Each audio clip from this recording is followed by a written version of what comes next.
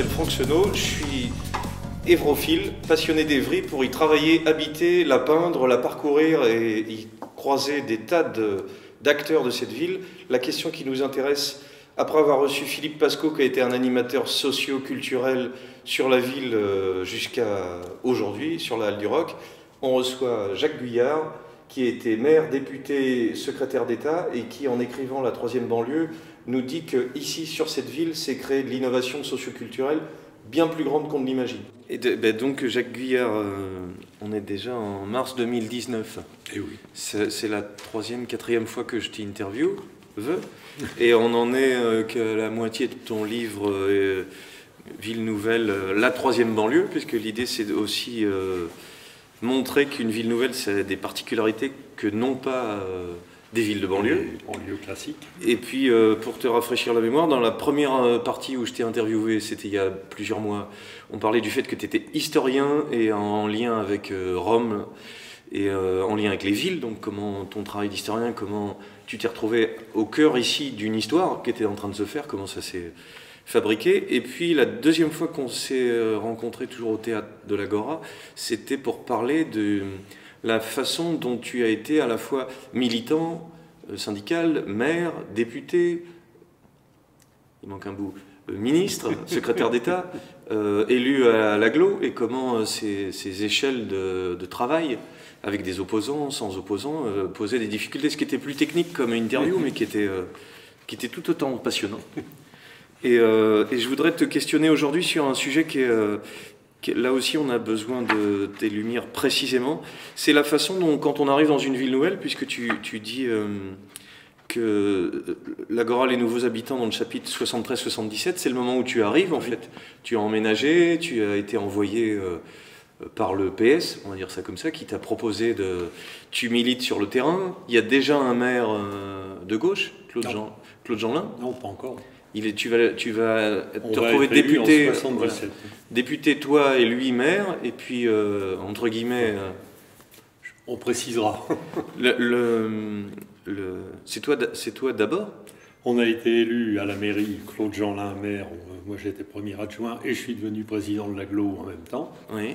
Et en 81, j'ai été élu député. Ah oui, c'est 81, oui. Et puis tu deviendras maire d'Évry au mandat d'après. En 83. Et donc ce que tu racontes très bien dans ce chapitre sur les nouveaux habitants, c'est de quelle façon tu rencontres des militants, tu rencontres des habitants, tu rencontres les parents en tranche d'âge, en 73-77, c'est 25-35 ans. Les adolescents sont rares, les retraités encore plus, page 102, ce qui suppose quand même une ville qui ne ressemble pas à celle d'aujourd'hui.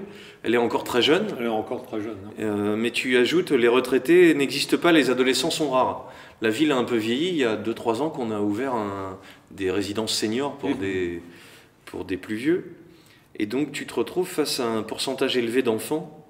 Voilà, 40% d'enfants de 0 à 19 ans, ce qui est énorme. Oui, on était à l'époque la ville la plus jeune de France. Je pense que d'un certain point de vue, en tout cas dans l'Île-de-France, on l'est encore. On l'est encore. Le début de ton syndicalisme, ton métier fait que tu connais bien les écoles. Tu as écrit avec Yvette Chappet un livre sur le sujet. C'est que il y a 50 écoles primaires à Évry, quelque chose comme ça. 50 écoles. Oui, voilà. Maternelles et primaires. Ce qui fait à raison de 100 à 200 enfants par école un bon chiffre du monde. Et je faisais l'hypothèse que tu n'as pas contredit tout à fait que toi qui avais été syndicaliste professeur, responsable national, en fait pour entre guillemets draguer des parents d'élèves, t'avais le bon profil du maire pour arriver à cet endroit-là. C'est-à-dire c'est un terrain que tu connais en fait, les parents d'élèves. C'est un terrain que je connais bien, mais surtout, non seulement j'avais une expérience d'enseignant longue, oui. mais j'étais parent d'élèves. Oui. Et par exemple, mes enfants allaient à l'école de la Poule-Rousse en maternelle. Tout de suite, on a animé une FCPE locale et tout le monde y était. Et c'est vrai que, tu disais tout à l'heure, tout le monde avait le même âge. Oui. C'est-à-dire, les parents d'élèves, c'était vraiment le quartier, quoi. Tous les habitants du quartier étaient parents d'élèves. On était tous ensemble, ce qui fait qu'on a, à une vitesse incroyable, créé un vrai groupe dans le quartier des Pyramides où j'habitais à ce moment-là. Là, il y a le début en politique de Guy Briantais, c'est le même profil. C'est un habitant militant qui fédère petit à petit, plus ou moins consciemment. Alors les débuts de Guy Briantais, ça a été une histoire étonnante. Les Papillons Blancs, l'association qui gère des maisons pour enfants handicapés, voulait créer une unité à Courcouronnes. Oui. Et il y a eu une révolte de quelques habitants qui craignaient que ça fasse baisser la valeur de leur maison. Oui. Et Guy Briantais a mené la campagne pour l'implantation des Papillons Blancs. Oui. Et c'est comme ça qu'il est devenu le porte-parole de la majorité des Courcouronnais. Et alors, ce que tu me disais, c'est qu'avec le temps, puisque tu as eu plusieurs mandats jusqu'aux années 2000, la question qui m'intéresse, parce qu'elle est difficile si ce n'est pas un témoin qui le dit, de quelle façon, entre guillemets, tu vas chercher de la société civile, soit pour te nourrir de ses idées, soit pour te nourrir de ses acteurs, en fait. Soit parce qu'ils vont devenir animateurs dans des maisons de quartier, soit parce qu'ils vont faire de la politique en tant qu'élus ou en tant que représentants, soit parce qu'ils vont nourrir un parti avec des idées. Et je voulais partir du début parce que tu donnes des exemples un peu plus tard. Déjà, ce qui t'a opposé à Michel Bauchet, qui était le maire d'Évry avant, qui était à droite, tu dis que son style colle bien à l'homme, assez distant, discret, sûr de lui, parfois brutal. Il entend incarner et garantir l'avenir de la ville et à ce titre justifie son cumul de mandats. Tu veux dire implicitement que ton positionnement à toi, c'était sur le terrain, d'être parent comme les autres, d'être militant comme les autres? Ah oui, tout dans les années 77? Oui, tout à fait. Moi, à l'époque, je me concevais comme pas autrement qu'une partie prenante de la population, quoi. J'étais un habitant comme les autres, dans l'immeuble où on habitait, à l'école où allaient les enfants, au club sportif où on y allait aussi. Ce qu'il faut peut-être que tu décrives, tellement ça paraît étonnant pour les gens qui ne connaissent pas bien cette histoire, c'est que les Pyramides est un quartier, entre guillemets, pas luxueux ou bourgeois, mais de classe moyenne, on dirait aujourd'hui. C'était avec des revenus. C'était un quartier extrêmement mixte. À l'époque, il y avait une extraordinaire mixité sociale dans ce quartier. Ils sont sortis de terre en 75, donc comme tu es élu en 77. Moi, je suis arrivé en 74 sur Évry. Il y avait 3 bâtiments aux Pyramides. Non, le peuplement s'est fait entre 74 et 80, les Pyramides. Donc sur une durée assez courte pour près de 3000 logements. Quoi.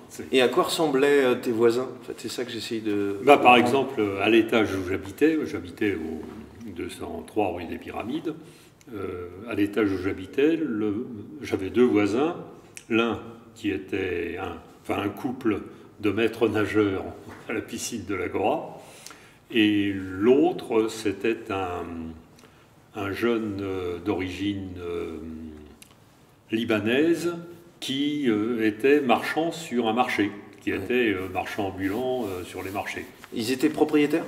Non, on était en location.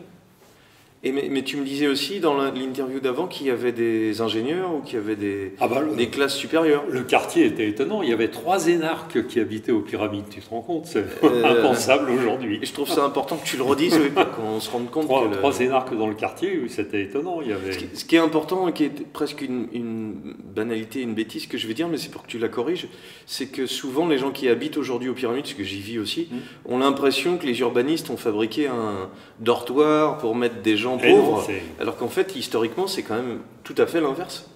Non, les Pyramides, c'est un échec du point de vue de la mixité sociale aujourd'hui, mais le projet initial était assez séduisant, sauf qu'on n'a pas eu les moyens de le tenir. Le projet initial, c'était en gros une moitié d'HLM locative, donc des populations petites, classe moyenne ou carrément très modestes, et l'autre moitié en accession, ce qu'on appelait à l'époque les PAP, les prêts d'accession à la propriété, qui étaient des prêts bonifiés, pas chers. Et donc l'idée c'était de faire une accession pour gens petite classe moyenne, quoi. Oui. Et ce qui s'est passé, c'est que plus le temps passait, et plus ceux qui réussissaient dans la vie amélioraient un peu leur situation, Oui. glissaient vers les communes de banlieue, c'est-à-dire acheter une maison à Lys, à Courcouronnes ou plus loin. Parce qu'il n'y avait pas d'offre pavillonnaire comme Parce qu'il n'y avait l'idéal pas d'offre français. sur Évry. Sur la commune d'Évry, il n'y avait pas d'offre, à part le village, mais il était rempli. Ça, c'est une conversation que j'ai eue souvent avec André d'Armagnac, puisqu'il est géographe, s'intéresse à ça. Ils ont une espèce de mépris du pavillon. Oui. En plus, je ne vais pas les enterrer parce que je peux avoir ça un peu en commun, parce que petite maisonnette, je sais que c'est le rêve de 80% des Français, et que faire une ville nouvelle, ça suppose de faire de la densité, et que le pavillon, c'est pas forcément la réponse, bien que quand on regarde les petites pyramides de Bondoufle, d'Andro et Para, on est sur de la maison individuelle superposée. Quand on voit même la cité artisanale, c'est quand même assez dense. Oui.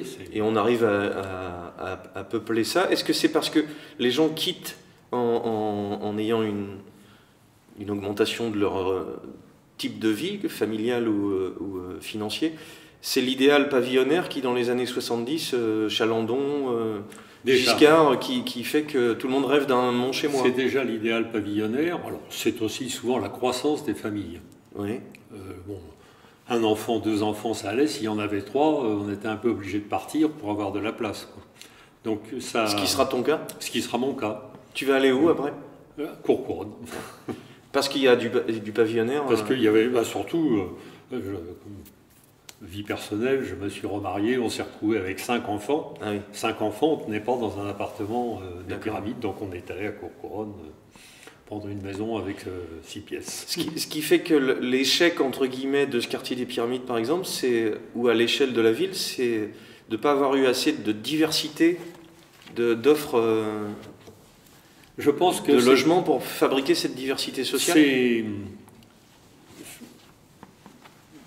Franchement, j'arrive pas à dire clairement. D'abord, est-ce que c'est vraiment un échec?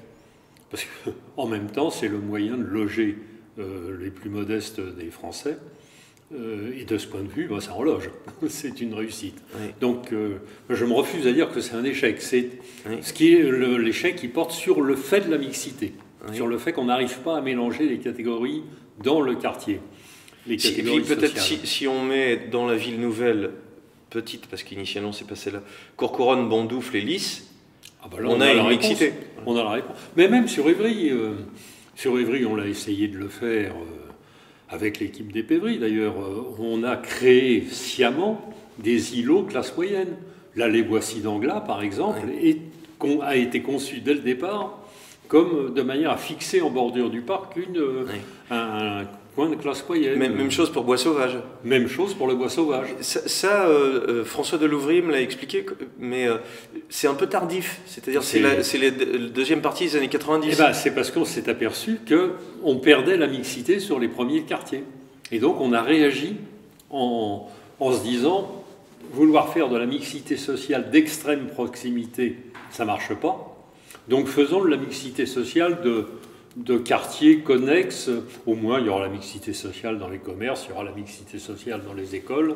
Et c'est ce qui s'est passé d'ailleurs. Alors je comprends la logique et j'ai un doute par exemple sur l'endroit où, tu vois, où habite Jacques Longuet. Chez les Bonnes Sœurs, là, on a un ancien verger rasé, on garde les murs. Là, c'est vraiment du pavillonnaire. Et puis pas du tout dans la logique de la ville nouvelle. On dirait, comme tu as beaucoup d'esprit, tu peux te taquiner, on dirait que c'est pas du clientélisme, mais une petite réponse en disant vous voulez un peu des petits logements, on va vous en fournir. C'est l'inverse de la logique. Alors c'est le résultat d'une part la volonté de compenser en effet le resserrement sur les catégories sociales les plus modestes dans les autres quartiers, mais c'est aussi Vous savez que Notre-Dame-de-Sion, c'était un terrain qui appartenait aux religieuses, qui avait été légué avec des conditions précises, et les descendants des légataires nous ont obligés à faire de l'habitat individuel. D'accord. Et en même temps, il y avait une forte demande dans la ville. Oui. Ça a été étonnant, ce quartier de Notre-Dame-de-Sion. Les maisons ont été vendues en 2 mois. Toutes les maisons ont été vendues en 2 mois, ce qui est... En même temps, puisqu'on fait une espèce d'histoire du logement et de sa population sur 40 ans, c'est quand même dans une zone séparée du reste de la ville. Tout comme Bois Sauvage est quand même très à l'écart des pyramides. Les Bois Sauvages, hein, au début, on avait laissé même le mur autour du encore. quartier pour que ça ait une petite unité, quoi. Bah, puis je te donnerai des marqueurs, puisque je suis prof d'histoire de l'art, mais il y a un tennis. Ça, c'est un marqueur bourgeois. Oui. Il y a une fontaine Wallace. Il y a des noms de chevaliers de la table ronde. Je veux dire, le signal classe moyenne revenait, il était là. On a affiché, effectivement. Et c'était impossible à faire dans la centralité? Ah, je crois que oui, c'était impossible. C'est-à-dire, je vais dire une bêtise exprès, mais il ne pourrait pas y avoir des pavillons en plein milieu, à la place des tours qui se construisent là? Ça aurait été impensable? Bah, du centre. Oui. Notre problème aussi, c'était de faire un vrai centre à Évry. Oui. Il n'y avait pas de centre. Pendant très longtemps, il n'y a pas eu de centre. Le centre d'Évry, c'était le centre commercial. Or, un centre, c'est obligatoirement dense, quoi. On avait réservé une bonne partie des terrains du centre pour l'université. De ce point de vue, on a fait le programme. Mais pour le reste, il fallait... Par exemple, on a fait une résidence universitaire. Ça s'équilibre pas bien sur du 2 étages. Alors, c'est la vertu d'être face à quelqu'un qui connaît bien. Boissy d'Anglas, c'est de l'accession un peu plus chic. Et pourtant, c'est dans le centre, mais c'est un peu trop loin pour nourrir les restaurants de la cathédrale, on va dire. Oh, si, c'est un peu. Boissy d'Anglas vont. C'est un peu excentré. Parce que du point de vue espace, c'est gourmand quand même. Ah bah, dès qu'on construit pas haut, on prend de la place. Oui. Alors je reviens à mon point de départ et à ton arrivée en 14 aux pyramides. Et à quoi ressemblent tes voisins? À quoi ressemblent les habitants des autres quartiers? Est-ce qu'il y a des gens, si je dis pas de bêtises, il y a des gens aux Champs-Élysées? Alors à l'époque, la population d'Évry était très différente de ce qu'elle est aujourd'hui. C'était encore, elle était à dominante d'origine française, un peu de toutes les régions. Alors vraiment, pas mal qui venaient de Paris. Il y avait beaucoup de gens qui avaient été chassés déjà de Paris, il y a 40 ans, par le prix des logements, par la montée du prix des logements. Et il y avait des...